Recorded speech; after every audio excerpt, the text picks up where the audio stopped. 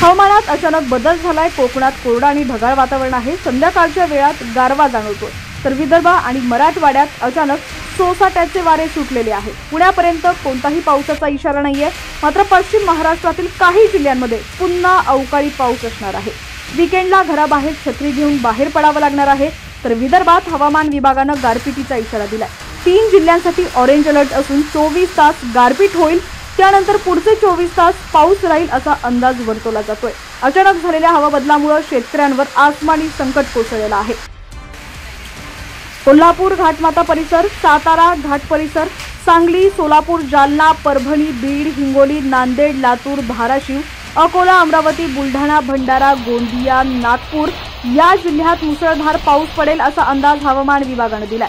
तर 28 एप्रिल रोजी अमरावती, भंडारा, चंद्रपूर, गडचिरोली, गोंदिया, नागपूर, वर्धा, वाशिम, यवतमाळ या जिल्ह्यात वादळी वारे, विजांचा कडकडाट आणि मुसळधार पावसाचा इशारा दिलाय। या जिल्ह्यात येलो अलर्ट देण्यात आलेला आहे। चंद्रपूर, गडचिरोली, यवतमाळ या 3 जिल्ह्यात अतिमुसळधार पाऊस आणि गारपिटीचा इशारा आज देण्यात आलाय। 50 ते 60 किलोमीटर वेगानं वारं वाहतील। त्याच पार्श्वभूमीवर शेतकरी आणि नागरिकांनी घराबाहेर कामाशिवाय पडू नये असा देखील इशारा देण्यात आलेला आहे। दरम्यान आता राज्यातील तुमचा जिल्हा कोणता आहे आणि तुमच्या जिल्ह्यातील परिस्थिती कशी आहे, हवामानासंदर्भातली कमेंट सेक्शनमध्ये नक्की कळवा। चॅनलवरती नवीन असाल आणि अजूनही HPN मराठी न्यूज चॅनलला सबस्क्राईब केलेलं नसेल तर नक्की सबस्क्राईब करा, जेणेकरून आमचे अपडेट्स लवकरात लवकर तुमच्यापर्यंत पोहोचतील।